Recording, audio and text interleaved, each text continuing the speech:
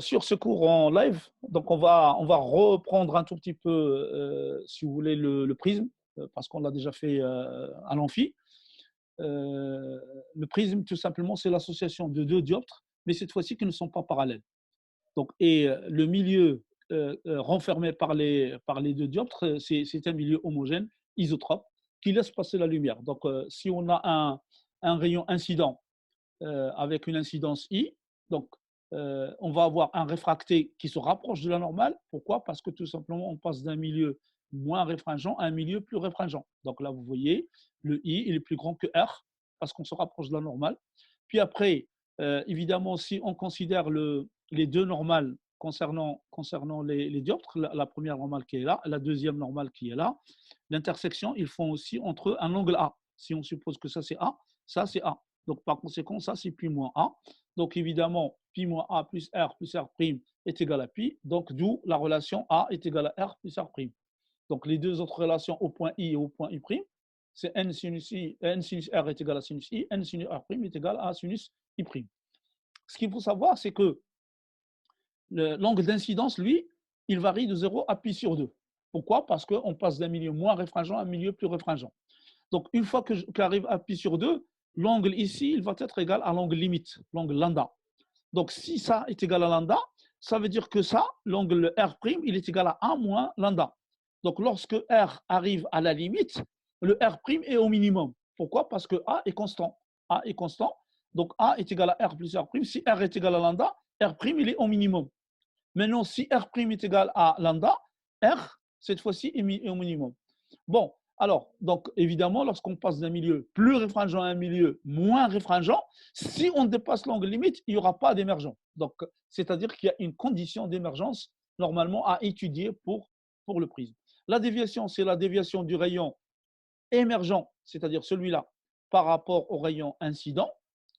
Il est égal à la déviation de ce rayon-là par rapport à celui-là, plus la déviation de le rayon émergent par rapport à celui qui est au centre. Donc, c'est D1 plus D2. Et du coup, normalement, si on fait les petits calculs en fonction de I, si vous voulez, de I moins R et de I plus R, donc on va avoir D est égal à I plus I prime moins R plus R prime. Donc, c'est D est égal à I plus I prime moins A. Donc, ça, on l'a vu la dernière fois à l'amphi. Bien. Alors, maintenant, on va passer, si vous voulez, à l'étude de cette déviation-là.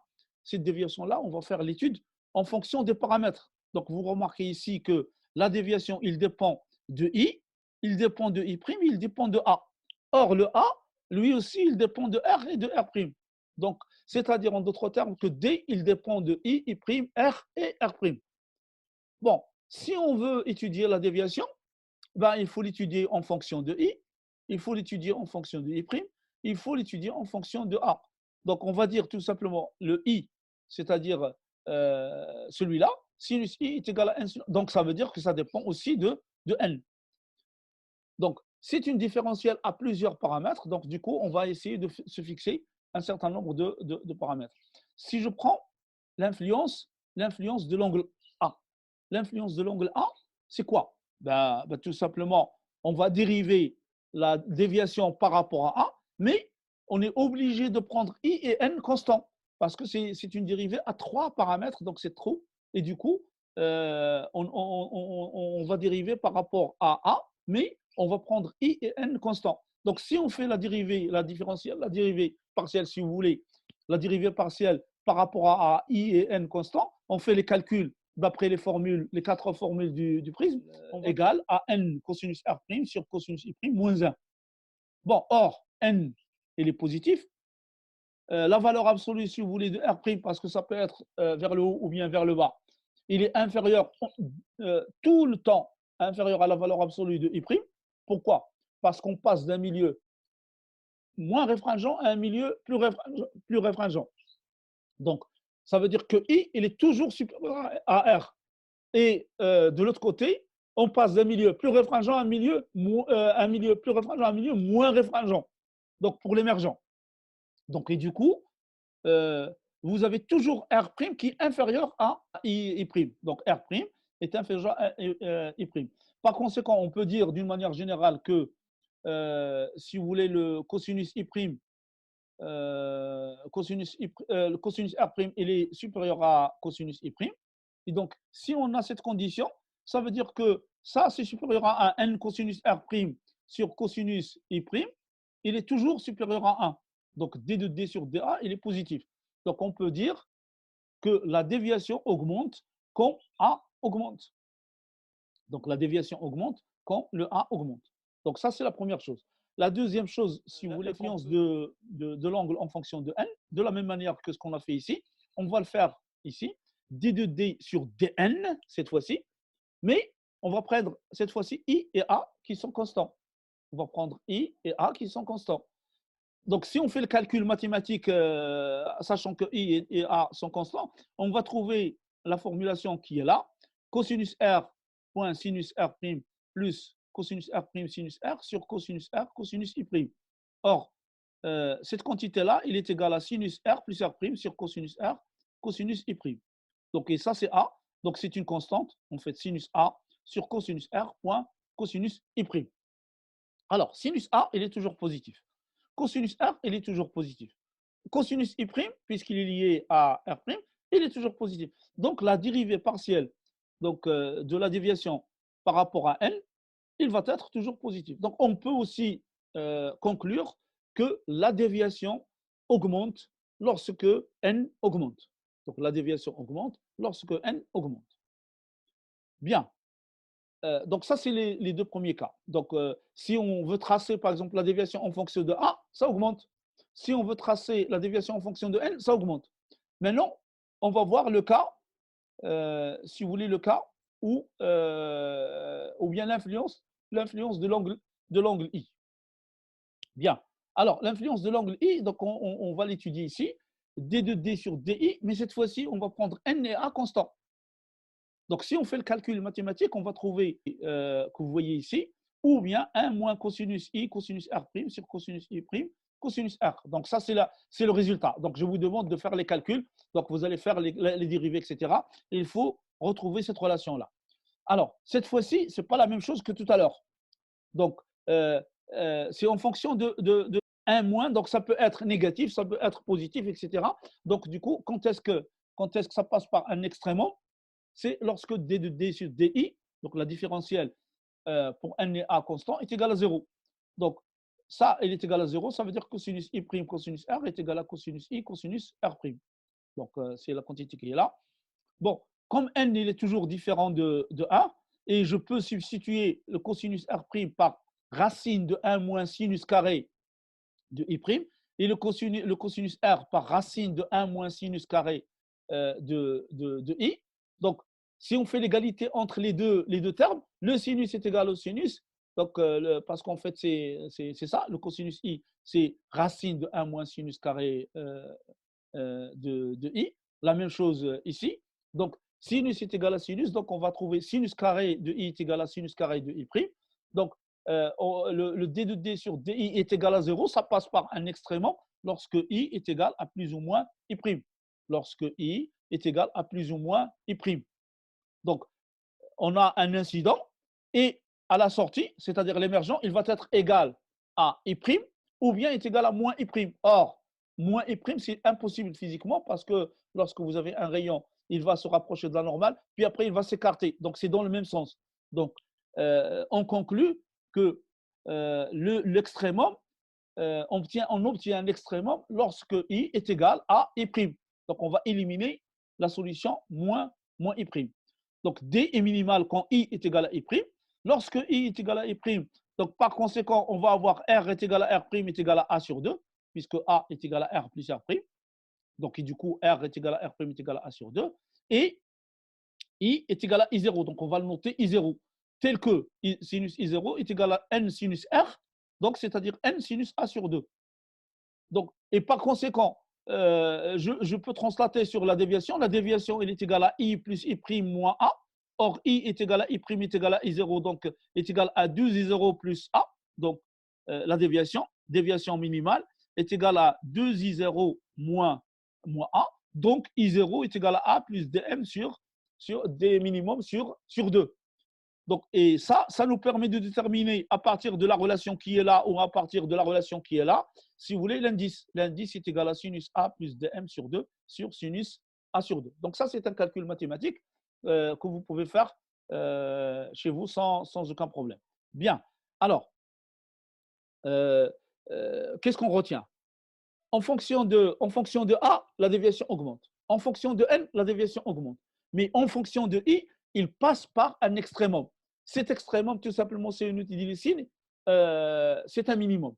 Donc, la déviation passe par un minimum en fonction de I. Donc, en d'autres termes, je vais faire varier l'incident. Évidemment, l'émergent, normalement, il va diminuer. À un certain moment, il va passer par un minimum, puis après, il va remonter. Donc, on passe par le minimum. Bon, si on a bien compris ça, donc on va essayer de faire un petit exercice. Un petit exercice. Donc là, qu'est-ce qu'on veut?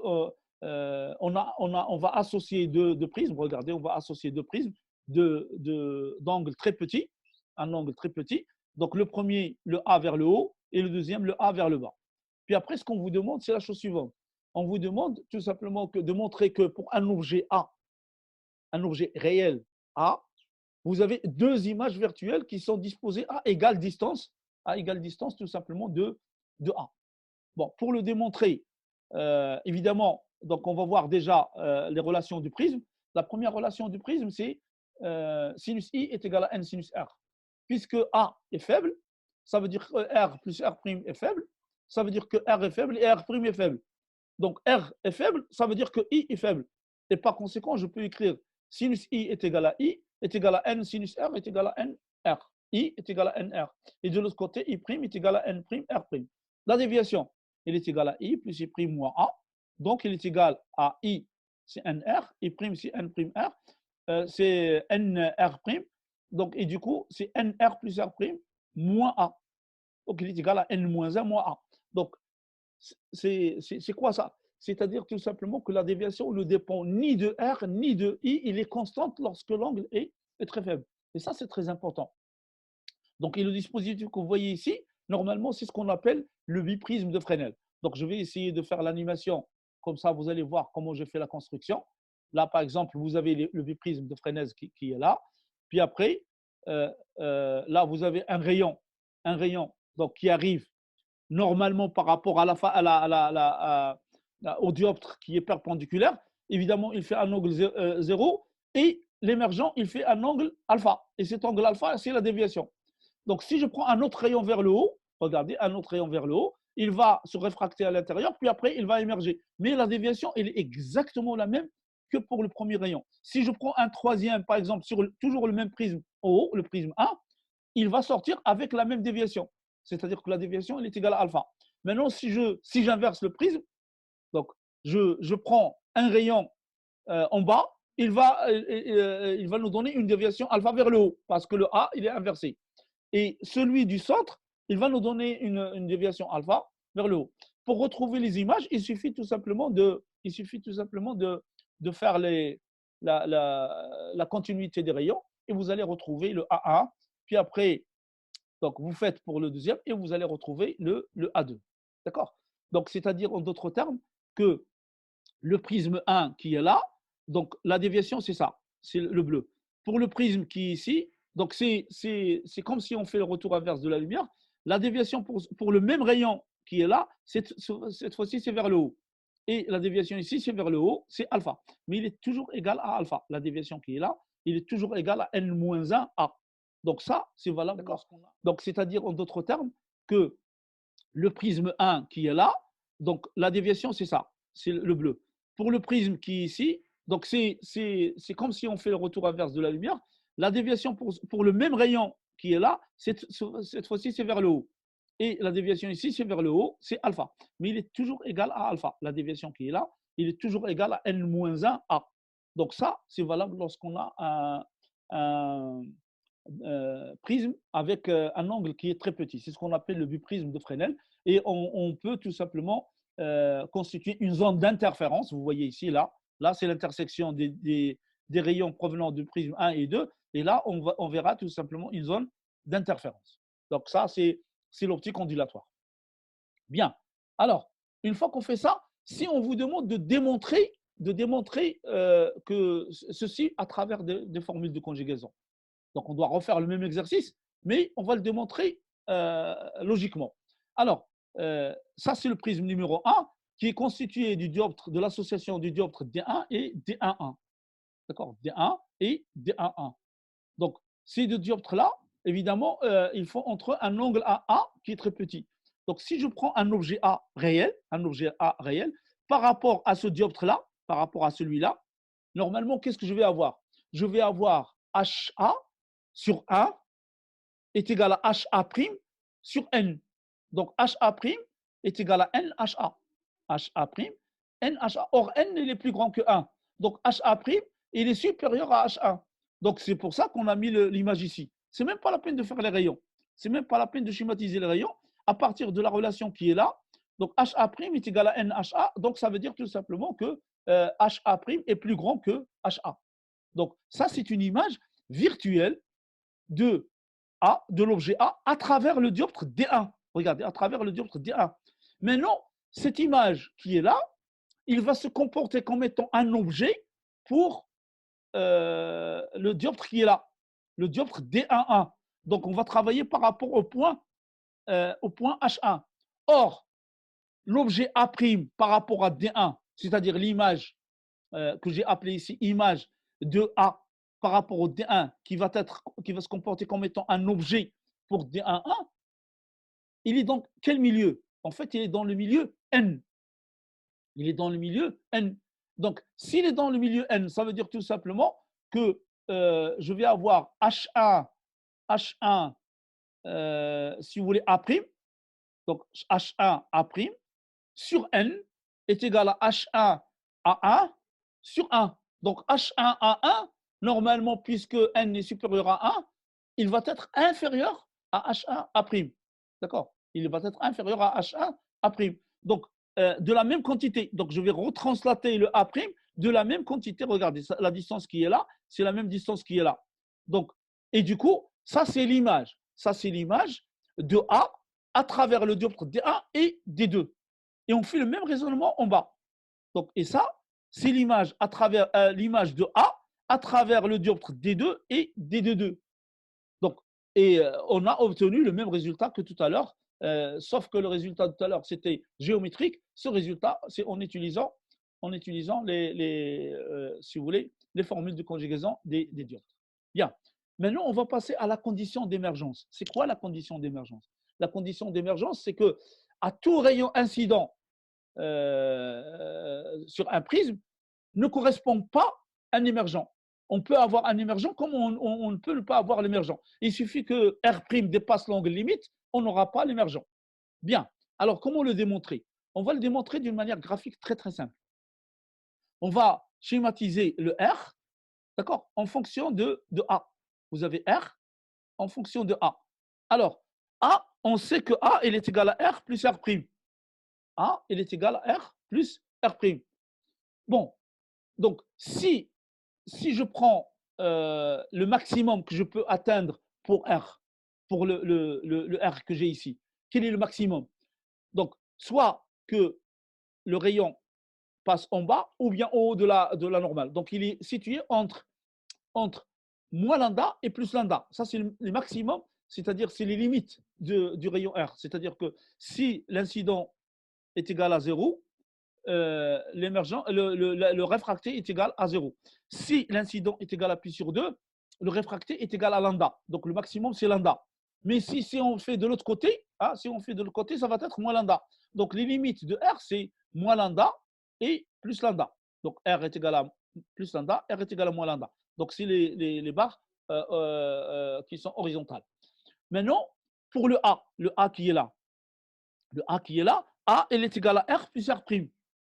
Donc, s'il est égal à R plus R', A, normalement, lorsque R prend la valeur lambda, d'accord? Lorsque R prend la valeur lambda, je vais avoir R est égal à A moins lambda. Et lorsque R est égal à moins lambda, je vais avoir R est égal à A moins lambda. Donc, on va tracer les droites, si vous voulez, R est égal à A plus lambda, et les droites, R est égal à moins lambda. Donc, R est égal à A plus lambda, R est égal à 1 moins lambda. D'accord? Puis après, la zone où je peux avoir un émergent, c'est la zone qui est là. D'accord? C'est la zone qui est là, c'est l'intersection entre les différentes zones. Et la condition, il faut que l'angle A soit inférieur à la pointe qui est là. Donc, si je fais la projection, c'est 2 lambda. D'accord? C'est 2 lambda. Donc, la condition d'émergence, il faut absolument que l'angle A soit inférieur à 2 lambda. Donc, si vous avez un exercice à faire en prisme, donc on vous donne A est égal à 30 degrés, par exemple. Donc, A est égal à 30 degrés. Et on vous donne un incident. Un incident est égal à 70 degrés, par exemple, ou 80 degrés. Donc, on va calculer l'angle limite. L'angle limite, donc sinus lambda est égal à 1 sur n. Donc, j'ai calculé le lambda. Donc, si je connais lambda, je vais dire tout simplement qu'il faut vérifier que A est inférieur à 2 lambda pour dire qu'il y a un émergent. Donc, ça, c'est la condition d'émergence. Ça, c'est, je reprends juste l'étude de la déviation en fonction de l'incident. Donc, là j'ai fait un schéma.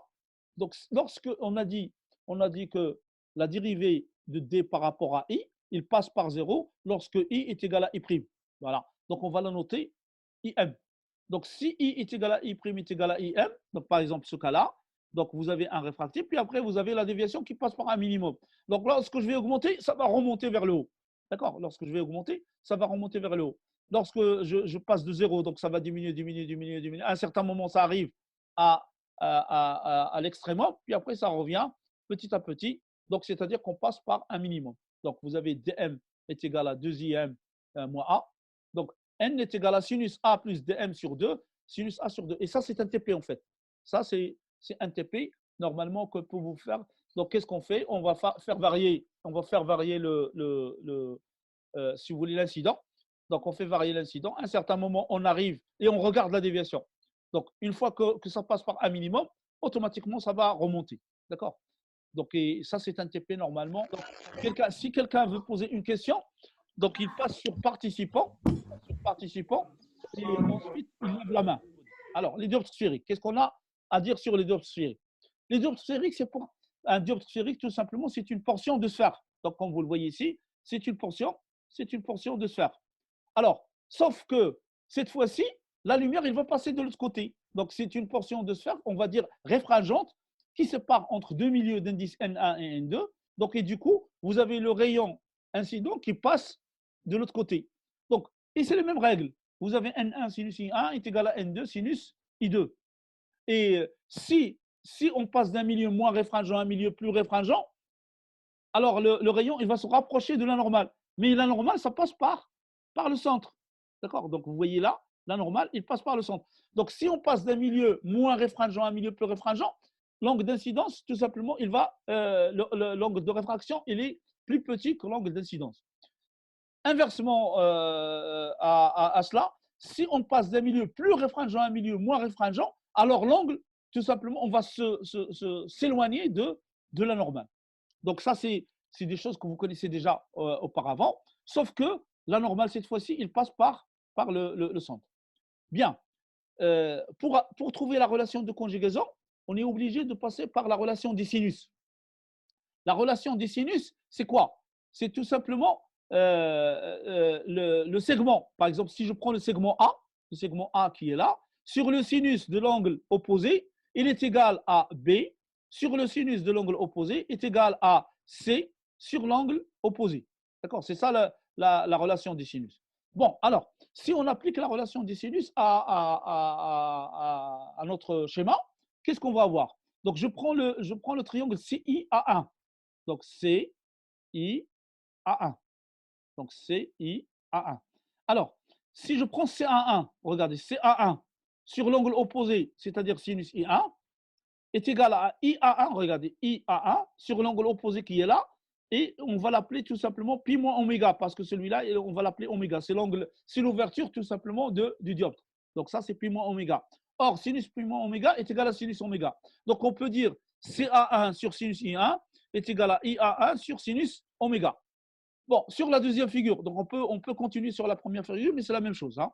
Donc, si je prends le triangle CIA2, CIA2. Alors, on peut dire CA2 sur l'angle opposé celui-là, ça va être pi moins I2, d'accord, est égal à IA2 sur l'angle opposé, c'est oméga. Donc, par conséquent, on peut dire CA2 sur sinus pi moins I2 qui est égal à CA2 sur sinus I2, puisque sinus pi moins I2 est égal à sinus I2, il est égal à IA2 sur sinus oméga. Bien. Donc là, c'est les relations de conjugaison. Donc, et qu'est-ce qu'on a en plus? En plus, on a N1 sinus I1 est égal à N2 sinus I2. D'accord? N1 sinus I1 est égal à N2 sinus I2. Bien. Donc, je vais écrire ça en utilisant la relation N1 sinus I1 est égal à N2 sinus I2, c'est-à-dire tout simplement qu'on CA1 sur IA1 sinus I1 est égal à CA2 sur IA2 sinus I2. D'accord? Donc, c'est-à-dire qu'on va égaler le sinus oméga. Sinus oméga qui est là. Sinus oméga qui est là. On va, sinus oméga est égal à sinus oméga. Donc, on va égaler entre les deux. Par conséquent, la relation finale qu'on va trouver, c'est N1CA1 sur IA1 est égal à N2CA2 sur IA2. Donc, comme pour le dioptre plan, on remarque que la quantité NCA sur IA est un invariant fondamental. Lorsque je passe d'un milieu 1 à un milieu 2, je vais mettre 1, 1, 1. Pour le milieu 2, c'est 2, 2, 2. Donc, c'est ce qu'on appelle un invariant fondamental. C'est comme ce qu'on a vu pour le dioptre plan la dernière fois. HA sur N est un invariant pour le dioptre plan. Cette fois-ci, c'est NCA sur IA. Alors, pour trouver la relation de conjugaison du dioptre sphérique, c'est très simple. On va utiliser la relation qui est là, mais on va dire tout simplement qu'on travaille dans les conditions de Gauss avec I confondu avec S. C'est-à-dire A à peu près est égal à S si je fais la projection. Donc, il est à peu près égal à S. Donc, on va avoir NCA1 sur SA1 est égal à N2 CA2 sur SA2. Ensuite, je vais intégrer, donc pour le premier, je vais intégrer S ici. Donc, ça va faire NCS plus SA sur SA1 est égal à CS plus SA2 sur SA2. Je vais simplifier, si vous voulez, le SA1, SA1, le SA2, SA2, et je vais trouver tout simplement la relation de conjugaison origine au sommet. Et à travers la première ou la deuxième, je vais trouver la relation origine au centre. Donc ça, c'est une démonstration que je vous demande d'essayer de faire. À partir de l'invariant fondamental qui est là, retrouver la relation origine au sommet et retrouver la relation origine au centre. Donc ce qu'il faut retenir, les deux relations qui sont là, ce sont des relations à retenir. Hein. Ce sont des relations. Donc, on ne va pas les démontrer chaque fois. C'est comme pour la relation du miroir plan, la relation du dioptre plan, etc. Ce sont des relations qu'on va retenir, sauf si on vous demande de démontrer. Donc, ça, c'est au niveau relation de conjugaison. Évidemment, il y a d'autres relations de conjugaison qu'on va déterminer le vendredi, Inch'Allah. Donc, on va essayer de le voir ensemble. Donc, pour le moment, on va s'arrêter sur ça pour laisser les questions. Quand même, si vous avez des questions, vous pouvez les poser. Oui. Monsieur, oui, bonjour. Comment on peut passer de l'invariance fondamentale à la relation de conjugaison? Donc, je répète pour la question de votre collègue. La question, c'est comment je peux passer de l'invariant fondamental vers la relation de conjugaison. Qu'est-ce qu'on doit faire? Et ça, je vous demande de le faire sous forme d'exercice. On va confondre le I avec le S, c'est-à-dire qu'on travaille. Donc, I est confondu avec S. Donc là, je vais avoir SA. Puis après, je vais intégrer le point S ici. Donc, ça va me donner CS plus CA. Puis après, j'utilise la relation qui est là. N1 CA1 sur SA1 est égal à N2 CA2 sur SA2. En intégrant le point S, on va retomber directement sur la relation de conjugaison. Donc, essayez de le faire sous forme de question. Oui, oui. Monsieur, la séance du vendredi sera à quelle heure? La séance de vendredi, donc je vais vous envoyer un email, d'accord, pour préciser exactement l'heure. Ça sera généralement vers midi. Hein. Ça sera généralement vers midi. Il y a d'autres questions? Monsieur, pour le devoir, il suffit de le mettre sur une seule plateforme. Alors, donc, très bien. Alors, maintenant, je vais passer pour comment faire les devoirs, comment faire les choses. Donc, ça, c'est rien à voir avec le cours. Bien. Alors, je vais essayer de chercher la plateforme. Donc là, on se met sur la plateforme. Donc, je mets l'URL de la plateforme. Si vous voulez l'URL de la plateforme, c'est ucampus. Ça, c'est la nouvelle plateforme. Vous pouvez mettre le devoir aussi sur l'ancienne plateforme Learn. Donc, sur ecampus, fscm.ucap.ma, donc on clique sur ça. Puis après, on va se connecter avec notre login et notre mot de passe. Donc, évidemment, vous allez avoir donc, une fois que vous connectez avec votre login mot de passe, donc normalement, ça se fait ici. Donc, vous allez avoir votre cours à gauche, hein, complètement à gauche. Là, par exemple, ici. Donc, je clique sur le cours et ensuite, vous avez les différentes activités. Donc là, je vais passer. Là, par exemple, c'est le truc de Zoom, les cours magistraux. Vous avez les enregistrements du cours et c'est là où je vais mettre cette réunion qu'on a fait ici. Donc là, par exemple, c'est ce qu'on avait fait auparavant. Et après, en bas, vous avez activité, contrôle de connaissances. Vous avez devoir numéro 1. Qu'est-ce que vous faites? Vous allez cliquer sur devoir numéro 1. Donc, là, normalement, on vous explique le devoir. Donc, devoir, vous avez déjà 11 personnes qui ont rendu le devoir. Et pour vous, étudiants, vous allez trouver un bouton ici, remettre le travail. Donc, vous cliquez sur remettre le travail. Une fois que vous cliquez, vous avez une fenêtre qui va s'ouvrir. Donc, sur cette fenêtre-là, tout simplement, vous allez sur votre dossier, par exemple, celui-là, c'est le travail que je vais remettre. Vous le prenez, d'accord, vous allez le sélectionner et vous allez le tirer vers vous allez le tirer vers la zone dépôt. Donc, et voilà. Donc, vous faites envoyer. Donc, c'est ça la méthode pour remettre les travaux. Normalement, si on vous donne des travaux à faire. Mais monsieur, comment on peut transformer les fichiers là en PDF avec l'ordinateur? Bon, vous avez deux cas de figure. Oui. Vous allez rentrer sur Word, puis après, il faut répondre. Voilà, les formules, il faut utiliser l'éditeur d'équations. Pour les figures, il faut utiliser si vous voulez, les dessins, etc. Mais c'est très difficile. Hein. C'est-à-dire que ça va vous demander un temps fou pour le faire. D'accord? Donc, ce que vous allez faire, vous allez tout simplement travailler sur papier. Hein? Vous allez travailler sur du papier. Oui. Donc, voilà, vous avez la page 1, la page 2, la page 3, la page 4, etc. D'accord? Puis après, ce que vous allez faire, vous allez prendre votre téléphone et vous allez installer une application qui s'appelle CamScanner. OK. CamScanner. Donc, une fois que vous avez installé cette application, vous pouvez photographier, si vous voulez, en quelque sorte, les pages. Donc, pour que ce ne soit pas très grand, vous allez photographier la page 1 et 2, par exemple. Puis après, vous allez enregistrer sous format PDF. Puis après, la page 3 et 4, et vous allez enregistrer sous format PDF. Donc, vous avez deux fichiers.